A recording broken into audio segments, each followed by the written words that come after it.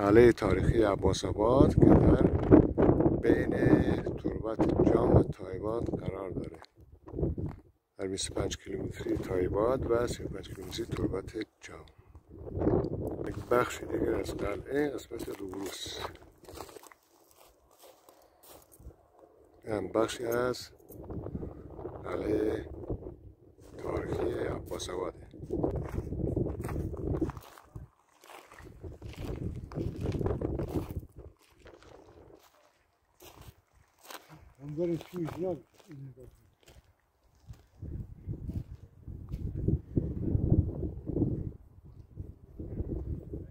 داخلی قلعه این مثل تهران کاروانسرای،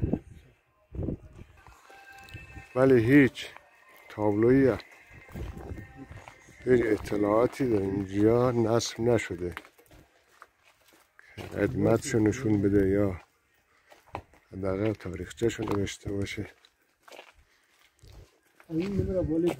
اینجا هم قسمت داخلی قلعه تاریخی عباس‌آباد.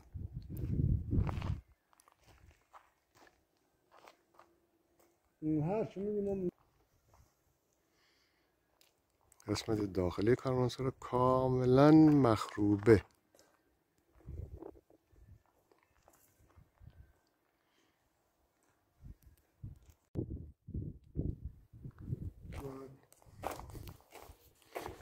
یا قسمت ساختمان مرموز کاروانسرا، البته نور نداره اینجا.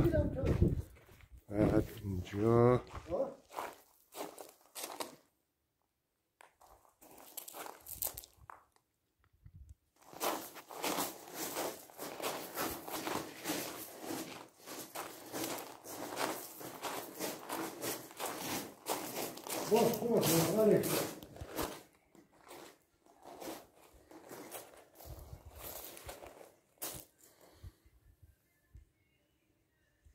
اینجا قلعه تاریخی عباس‌آباده. اینجا هم که مشاهده میکنین کاروانسرای تاریخی عباس‌آباده. البته بیشترش مخروبه است و تخریب شده، حال خود رها شده.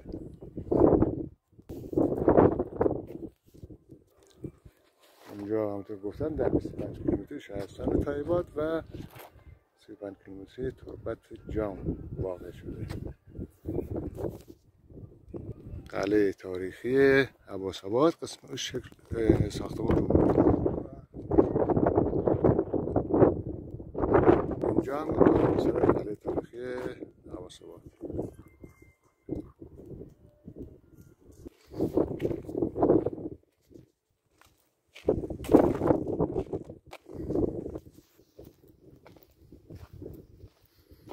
کاروانسرای قلعه تاریخی عباس‌آباد.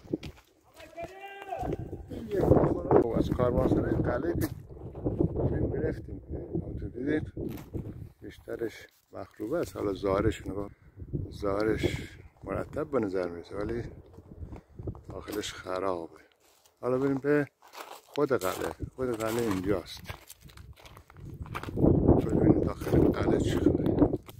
همونطور گفتم اینجا هیچ نشانی، تابلویی که نشون دهنده اطلاعاتی در مورد این قلعه و کاروانسرای قلعه باشه نیست.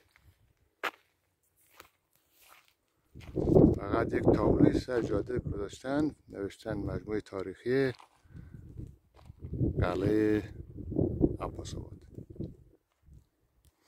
اینجا ورودی قلعه است. اینجا قسمتی که می‌بینید اینجا احتمالاً برجک‌هایی بوده که در قدیم نگهبانی می‌دادن که در دو طرف دروازه وجود داشته. گوشه‌های قلعه به همین صورت برجک‌هایی بوده. اینجا یک گوشه قلعه هستش. حالا بریم داخل. اینجا ورودی قلعه تاریخی عباس‌آباد.